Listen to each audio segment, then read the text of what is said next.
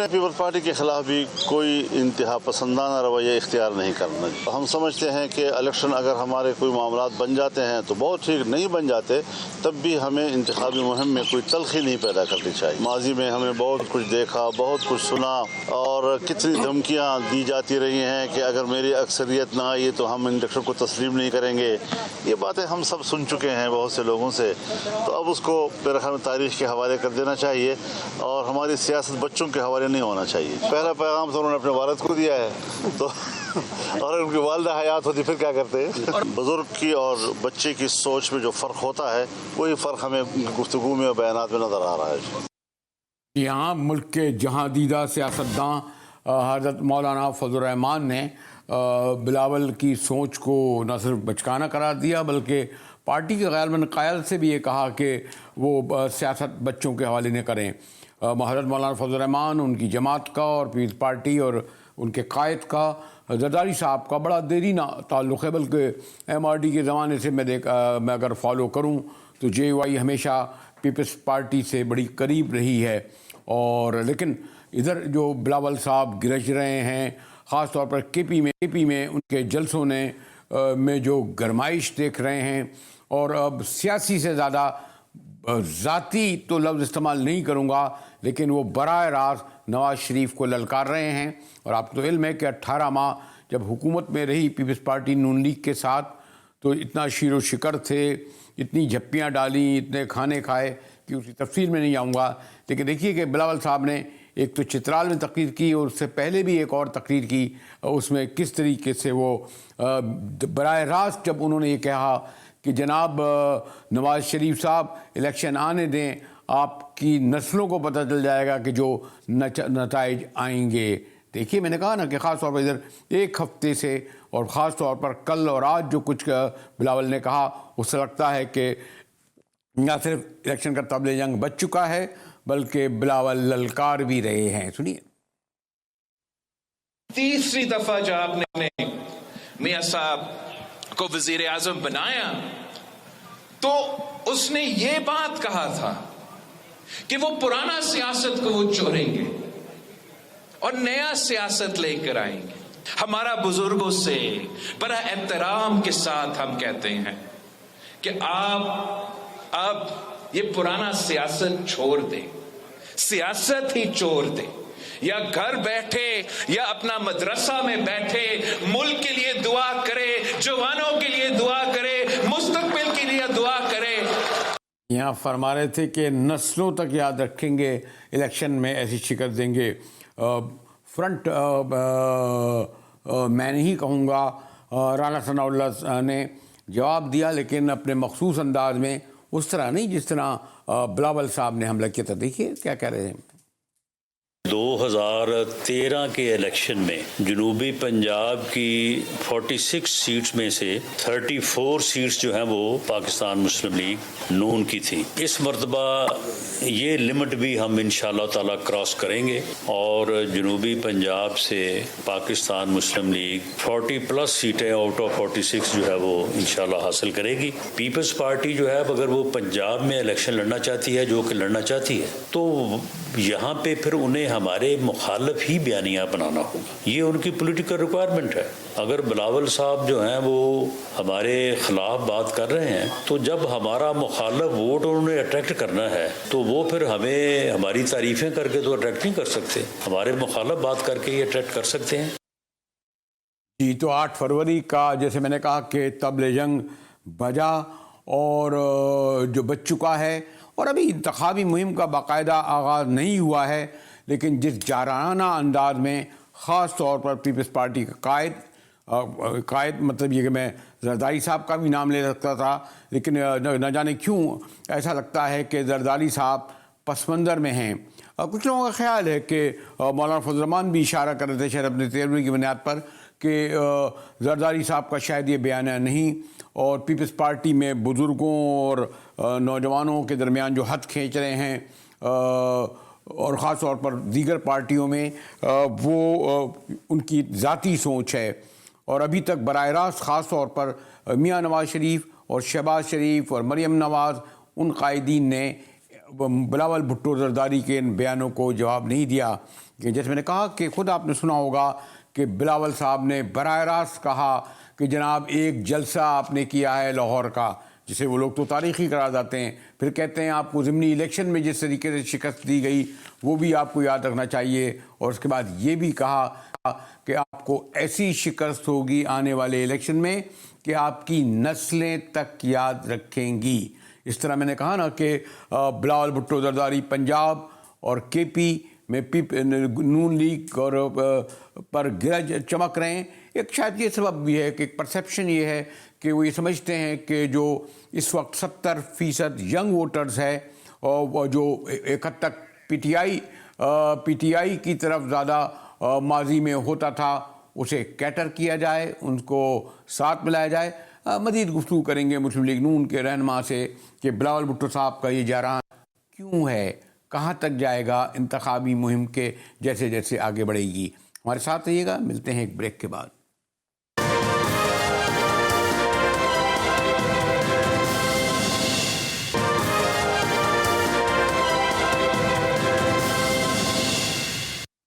جی T V میں ایک بار پھر مجاہد ولی آپ کو خوش آمدید کرتا ہے۔ بلاول بھٹو زرداری صاحب پنجاب کے بعد جو خاص طور پر کے پی کے جلسوں میں نکلے ہیں، گرج چمک کے ساتھ انہوں نے جو بیانیہ اس وقت لیا ہے خاص طور پر شریفوں کو نشانہ بنایا ہے، اور اس حد تک ان کو کہا ہے کہ گھر جا کے بیٹھ جائیں، مولانا کی طرف کہا ہے کہ مدرسوں میں جا کے بیٹھ جائیں، اور الیکشن کے حوالے سے کہا کہ ایسی شکست ہوگی کہ آپ کی نسلیں یاد رکھیں گی۔ میں کوشش کر رہا ہوں کہ سینیٹر تاج حیدر ابھی ہمیں جوائن کریں، لیکن رانا احسان افضل ہمارے ساتھ ہیں، مسلم لیگ نون کے ایم این اے رہے، سیاسی گھرانے سے تعلق ہیں۔ شکریہ رانا صاحب۔ نوجوان بلاول اس دوران آپ کے نون لیگ کے سینئر لیڈرشپ پر خاص طور پر شریفوں پر اتنے برہم کیوں ہیں؟ کہتے جی گھر بیٹھے بہت ہو گیا، 3 بار وزیر اعظم ہو گئے، اور بتا رہے ہیں کہ جی کیا کیا آپ کو شکست ہوئی ہے، اس کے بعد بھی 4تھی بار وزیر اعظم بننا چاہ رہے ہیں، تو موقع دیں نوجوانوں کو۔ ویسے تو آپ بھی نوجوان ہیں رانا صاحب پارٹی میں، لیکن ان کا اشارہ شریف خاندان خاص طور پر نواز شریف کی طرف ہے۔ رانا صاحب بسم اللہ الرحمن الرحیم۔ دیکھیں یہ بات تو ٹھیک ہے کہ پاکستان میں جو نوجوانوں کا بلج ہے آبادی میں وہ 70% ہے، اور بالکل ان کو نمائندگی ملنی چاہیے، لیکن جس طرز کے اوپر میرے خیال سے بلاول صاحب یہ سیاست کر رہے ہیں اور ان چیزوں کو پچ کر رہے ہیں کہ بزرگوں کو ریٹائر ہو جانا چاہیے ہے اور نوجوان کو موقع ملنا چاہیے، یہ تو اس کا فائنل فیصلہ تو عوام نے کرنا ہے، لیکن یہی وہ بزرگ سیاستدان تھے جن کو پیپلز پارٹی خود نو کانفیڈنس کے اندر بلایا، ان کے ساتھ بیٹھے، ان کے ساتھ کولیشن کی۔ تو میں سمجھتا ہوں کہ یہ پچ کرنا جو ہے بڑی، اس میں کوئی بہت کوئی، میں اس کو تعریف اس کی نہیں کروں گا کہ یہ بڑی کوئی اچھی چیز وہ پچ کر رہے ہیں دوسروں کو نیچا دکھا کے کہ یہ جو بزرگ ہیں سیاستدانوں کا تو ایکسپیرینس جو ہے وہ بڑا میٹر کرتا ہے، اور نوجوان بھی ہونے چاہیے۔ تو میں تو اس کو سمجھتا ہوں کہ یہ ایک امچور بیان ہے، عوام فیصلہ کرے ان کو نوجوان کی عادت چاہیے ہے یا ان کو جو ہے وہ ایکسپیرینس کی عادت چاہیے، یہ تو at the end of the day عوام نہیں فیصلہ کرنا ہے۔ لیکن یہ بھی تو ہو سکتا ہے رانا صاحب کہ پرسیپشن یہ ہے کہ نوجوان عمران خان کی اصل پاور ہوتے تھے، بہت بڑی تعداد میں وہ ان کے ساتھ ہوتے تھے، اور وہ یہ سمجھتے ہیں کہ جو خالی تحریک انصاف یا خاص طور ان کے قائد عمران خان نے جگہ خالی کی ہے تو نوجوانوں کو خطاب کر کے دراصل وہ کیٹر کرنا چاہتے ہیں۔ اسی لیے وہ آپ نے دیکھا کہ پرانے لوگوں کو یقیناً جب وہ پرانے لوگ کہہ رہے ہیں ہو سکتا ہے وہ اپنی لیڈرشپ کو بھی کہہ رہے ہوں، لیکن میسج کے پی اور پنجاب میں ان نوجوانوں کو ہے جن کے بارے میں آپ کہتے ہیں، آپ کو علم ہے نا کہ 70% سے زیادہ وہ ووٹر ہیں۔ رانا صاحب دیکھیں میرا نہیں خیال جو یوتھ ہے وہ صرف اس نعرے سے اور آپ کہیں کہ بزرگ ریٹائر گھر بیٹھ جائیں اس سے اٹریکٹ ہوں گے۔ دیکھیں ابھی تو جو زرداری صاحب ہیں انہوں نے بڑا پراپر بیان دیا کہ ان کو پورا اعتماد ہے الیکشن کمیشن آف پاکستان کے اوپر، اور ان کو صاف شفاف اور ٹرانسپیرنٹ الیکشن ای سی پی کی طرف سے ہوتے ہوئے نظر آ رہے ہیں۔ تو یہ برعکس ہے جو بلاول بھٹو صاحب صاحب اپنی تقریروں میں جن چیزوں کے اوپر نظر ڈالتے ہیں اور فوکس کرتے ہیں کہ لیول پلینگ فیلڈ نہیں ہے، اس سے بالکل برعکس بات کی ہے زرداری صاحب نے. تو یہاں تو ان کے اپنے گھر میں تضاد ہے، اور مختلف پالیسیز جو ہیں، جو بزرگ ان کے بزرگ ہیں وہ ایک مختلف پالیسی ٹو کر رہے ہیں، اور جو نوجوان ان کا ہے وہ ایک مختلف پالیسی ٹو کر رہا ہے. تو پہلے تو وہ اپنے گھر کے اس مسئلے کو ریزالو کریں، اور بالکل ان کا حق ہے پھر وہ عوام کو کہیں کہ میرے پاس جوانی ہے اور اس کے اوپر آپ کو ووٹ ڈالنا چاہیے. رانا صاحب ہمیں جوائن بڑے سینئر رہنما ہیں، سینیٹر تاج حیدر صاحب نے بھی جوائن کیا ہے. شکریہ. بلاول صاحب کے بہرحال ابھی میں چترال کا جلسہ دیکھ رہا تھا، پھر کے پی میں اپر دھیر میں بڑے جلسے ہوئے، بڑے پرجوش ہیں. لیکن جو انہوں نے تمیز کی ہے ماشاءاللہ، مجھے بھی آپ شمار کر سکتے ہیں سینئر یا بزرگ اینکروں میں، آپ بھی سینئر رہنما ہیں. یہ والا جو بیانیہ ہے ان کا، کیا آپ یہ سمجھتے ہیں کہ یہ خود پارٹی کے اندر دو رائے ہیں آ گئی ہیں؟ زرداری صاحب کی خاموشی، جو بلاول صاحب کہہ رہے ہیں کہ اب یہ لوگ سینئر لوگ گھر بیٹھے ہیں، میاں صاحب کو بات تو بہت ہی گرج چمک رہے ہیں، یہ تک کہہ دیا کہ مدرسوں میں بیٹھے ہیں، گھر میں بیٹھے ہیں.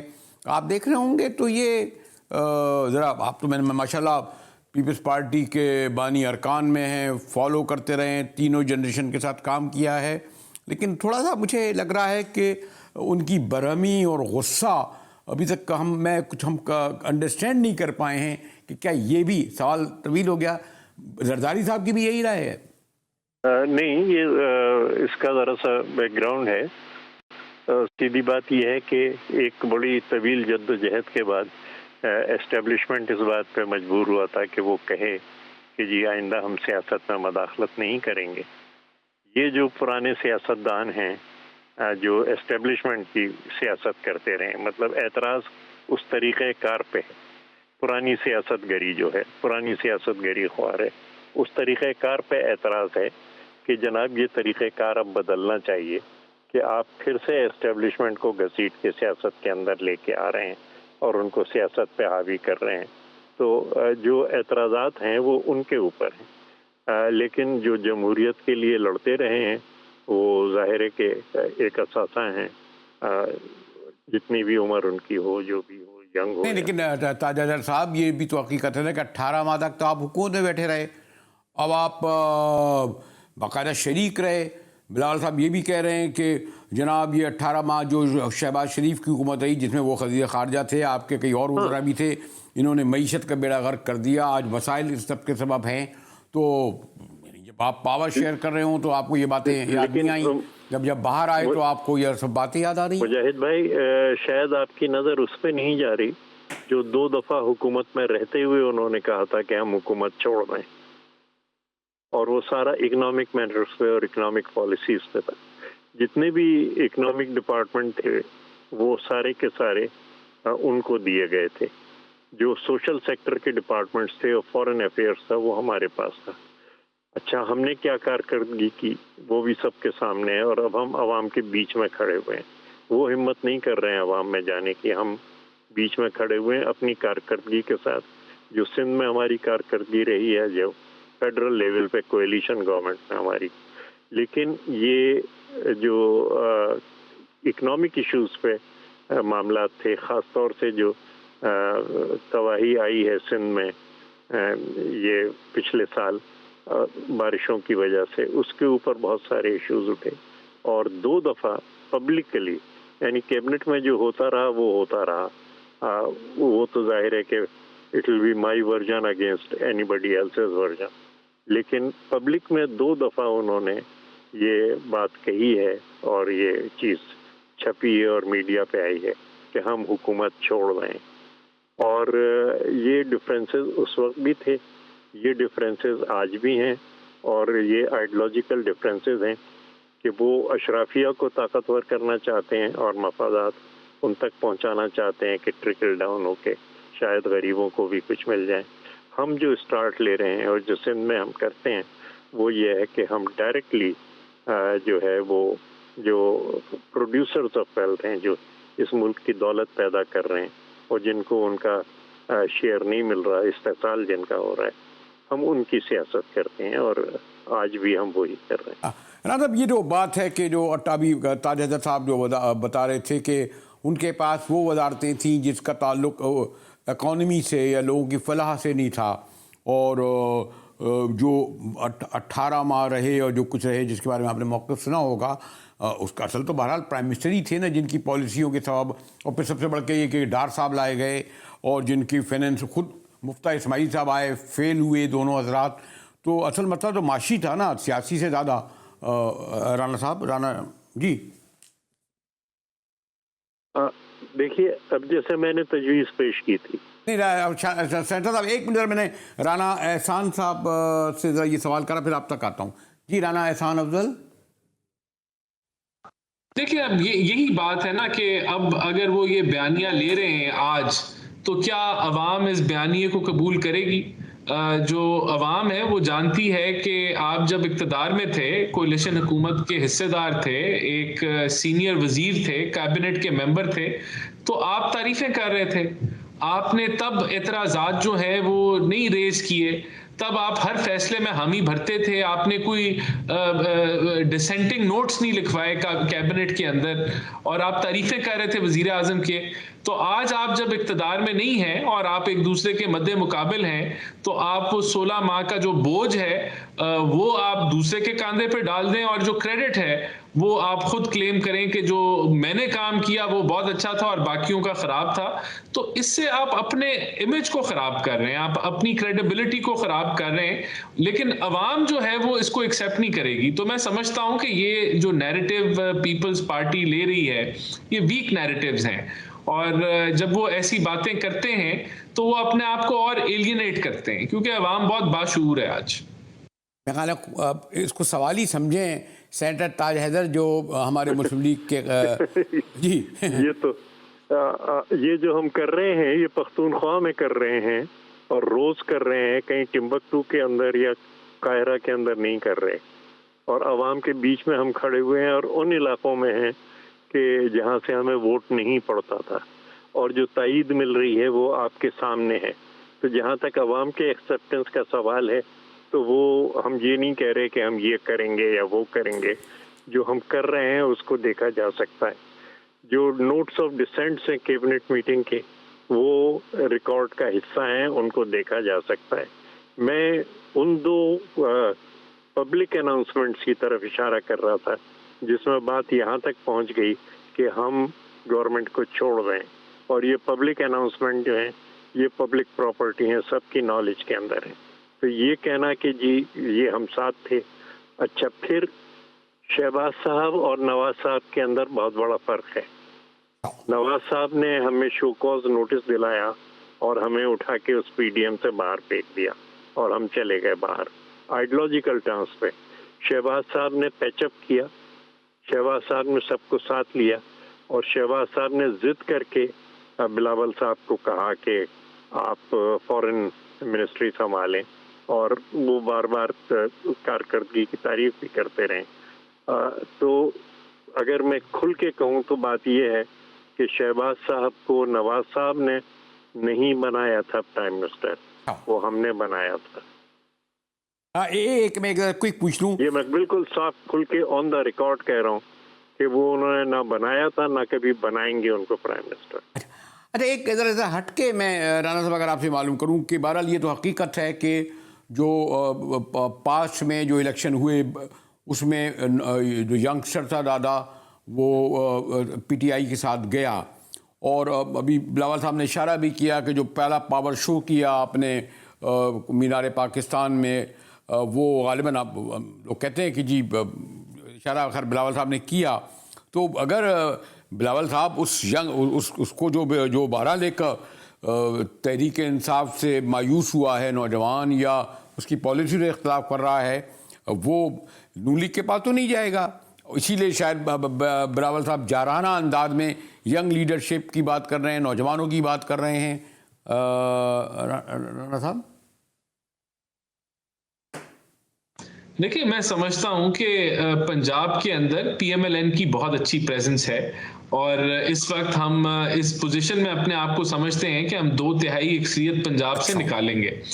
جہاں تک نوجوانوں کی بات ہے، دیکھیں مریم نواز ہوں، وہ نوجوانوں کو اٹریکٹ کرتی ہیں۔ میاں نواز شریف جو ہیں وہ 3 دفعہ کے وزیر اعظم رہ چکے ہیں، ان کا ایک ایکسپیرینس ہے، ان کے آنے سے ہماری پارٹی بڑی متحرک ہوئی ہے۔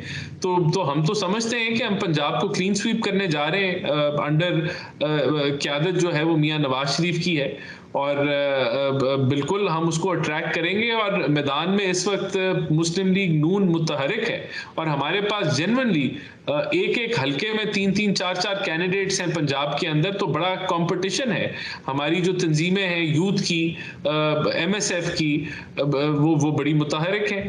تو پنجاب کے اندر جو پی ٹی آئی کا ووٹ ہے، میں تو سمجھتا ہوں مسئلہ ہے کہ میں تاج حیدر صاحب سے یہ تو ابھی الیکشن میں 3 ماہ ہے، تو کہتے ہیں ہم تو کلین سویپ کر رہے ہیں، اور رانا ثناء اللہ بھی کہہ رہے تھے کہ 2/3 اکثریت، بلکہ 120 سے 125 نشستیں وہ غالباً پنجاب کی 160 نشستوں میں حاصل کرنے کا دعویٰ کر رہے ہیں۔ نہیں، ہم تو کوئی دعویٰ نہیں کر رہے، ہم تو اپنی پرفارمنس اور اپنا پروگرام لے کے پبلک میں جا رہے ہیں کہ ہم یہ کرنا چاہتے ہیں۔ اور میں خود ہیڈ ہوں الیکشن سیل کا، میں اس میں دعووں میں تو بلیو ہی نہیں کرتا، میں کام میں بلیو کرتا ہوں، اور میں سمجھتا ہوں کہ ہر پولنگ اسٹیشن پہ ہمیں جو ہے وہ پوری کوشش کرنی ہوگی۔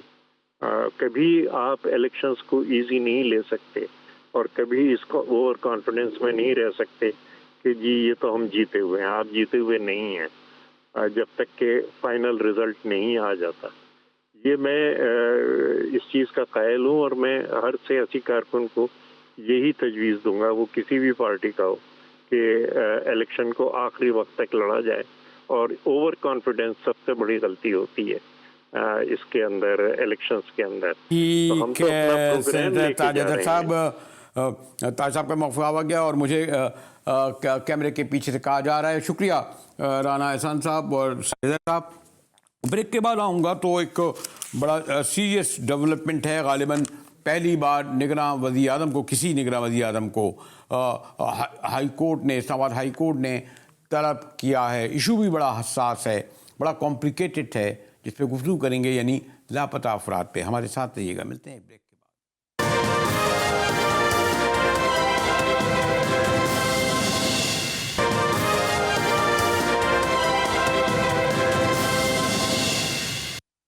جی ٹی وی میں ایک بار پھر مجاہد بریلوی آپ کو خوش آمدید کہتا ہے۔ یقیناً لاپتہ یا گمشدہ افراد کا مسئلہ آج سے نہیں بلکہ دہائیوں سے ہے۔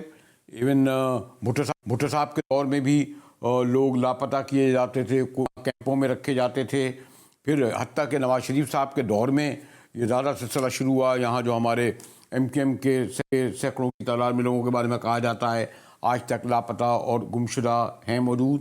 اور ہمارے آج اس حوالے سے ایک کمیشن بھی بنا تھا جیسے جاوید اقبال پہ، انہوں نے یعنی یہ بات درست ہے کہ جو فیکٹ فگر دیے جاتے ہیں، ایگزیجریٹ کر کے دیے جاتے ہیں، ہزاروں میں تعداد بتائی جاتی ہے، لیکن جیسے جاوید اقبال کی کمیشن نے کوئی اس کی تعداد 800-850 بتائی تھی، ان میں بیشتر لوگ پھر واپس بھی آ گئے۔ پھر یہ بھی حقیقت ہے کہ جو بارڈر کراس کر کے چلے جاتے ہیں ان کا پتہ نہیں چلتا، خاص طور پہ بلوچستان اور کے پی کا بارڈر جس طرح کا ہے۔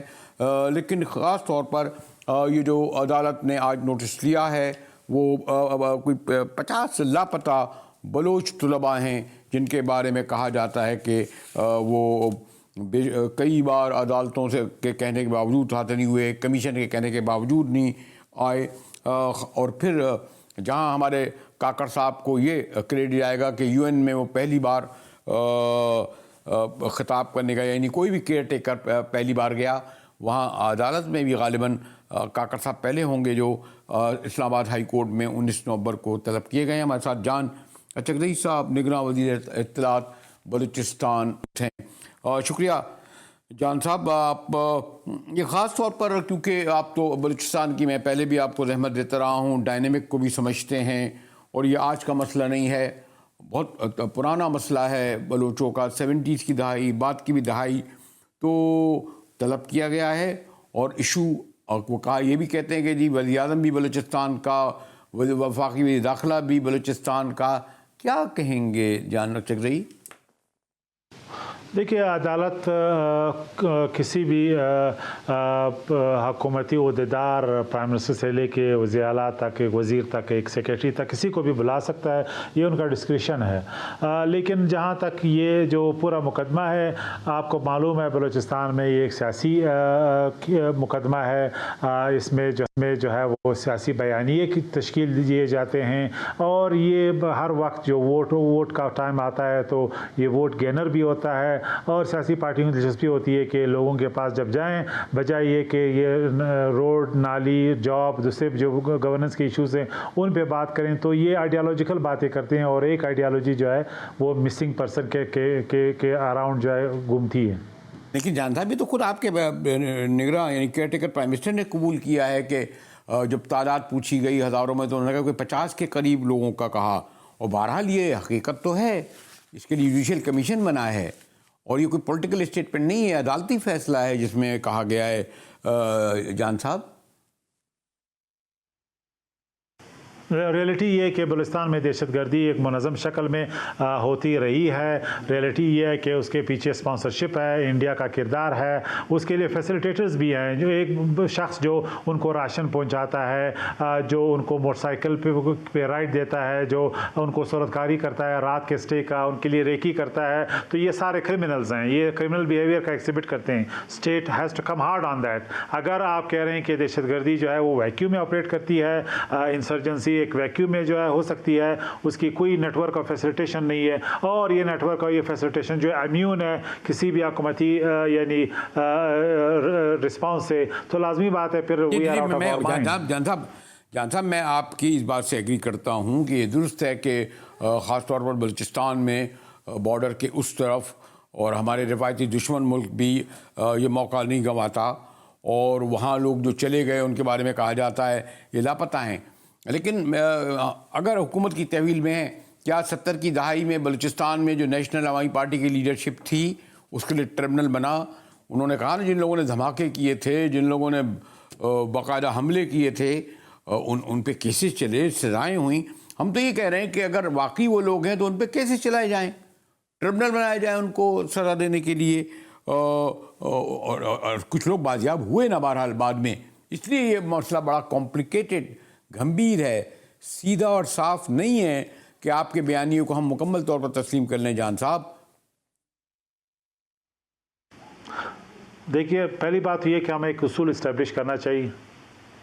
एक उसूल ये है कि मोनोपोली ऑफ वायलेंस जो है वो इंडिविजुअल्स की नहीं है, वो स्टेट की है। कोई भी नेशन स्टेट अपना ये राइट कंसीड नहीं करेगा एक सिटीज़न को कि वो वायलेंस जो है इस मोनोपोली को अंडरमाइन करें। एक बात। दूसरी बात ये कि कोर्ट्स आपके सामने हैं, जिस तरीके से अभी ये मिलिट्री कोर्ट्स जिसमें संगीन यानी इंस्टॉलेशंस पे हमले हुए हैं पाकिस्तान के आर्मी के और हमारे स्ट्रेटेजिक एसेट्स जो है उनको अंडरमाइन किया गया है, ये कौन से कोर्ट्स में जाएंगे? मिलिट्री कोर्ट्स में नहीं जाएंगे, आर्म कोर्ट्स में छूट जाएंगे। हम सबको पता है। क्यों हम मजाक कर रहे हैं? क्या आप कह रहे हैं कि एक टेररिस्ट को जो है हमारे कोर्ट्स की कैपेसिटी है कि उनको सजा दे सकती है? एक हवाला वाले को सिस्टम सजा दे सकता है? एक और क्रिमिनल जो इस पूरे सोसाइटी की पीस को अंडरमाइन करता है दूसरी शक्लों में, उसको हमारे कोर्ट सजा दे सकते हैं? Absolutely not. नहीं, मैं आपकी बात से बिल्कुल एग्री करता हूँ। मैंने तो ये तक कहा ना कि नवाज शरीफ साहब के दौर में भी ऐसे हुआ, वो तो पॉपुलर लीडर थे, आप तो केयर टेकर हैं, आपके दौर का तो ये मसला है नहीं। लेकिन इसमें एक आपको पोजीशन तो लेनी पड़ेगी ना अभी केयर टेकर को, क्योंकि आपको तलब किया गया आला अदालत ने। बिल्कुल, पोजीशन हमारी दो है। एक कानूनी पोजीशन है जो वो प्राइम मिनिस्टर की टीम लेगी, जो भी उन्होंने कहना है। एक है हमारा नैरेटिव जो है ये है कि पाकिस्तान की रियासत जो है लोगों को गायब कर रही है, जो एब्सोल्युटली रबिश है। पाकिस्तान की रियासत लेनियंट है। हमने लोगों को जो है जिस लेवल पे पाकिस्तान की रियासत ने कंसेशन दी हैं वो आप सबके सामने है। दुनिया में अगर कोई रियासत नरमी से अपने शहरों के साथ पेश आती है वो पाकिस्तान की रियासत है। मुझे बताएं, दहशतगर्दी में मुलविस कितने आज भी ऐसे क्रिमिनल्स हैं जो हमारे कोर्ट्स ने उनको को छोड़ दिया हमारे स्ट्रीट्स में। आपको मालूम है बड़े संगीन जराइम के लोग ऐसे ही कर रहे हैं। आपने दुरुस्त कहा, और बिल्कुल आपने दुरुस्त कहा कि इस मसले में एक बड़े पैमाने पर हमारे बाहर के रिवायती दुश्मनों का हाथ है जो इसको इशू बना रहे हैं। इसीलिए आपकी ज़्यादा जिम्मेदारी है कि स्टेट अपना पॉइंट ऑफ व्यू लोगों तक कन्वे करे और बताए कि ये कसूरवार लोगों ने इस मुल्क और इस लोगों के साथ क्या ज़्यादती की। اسی کے ساتھ ہی GTV سے مجاہد بیلی کو اجازت دیجیے.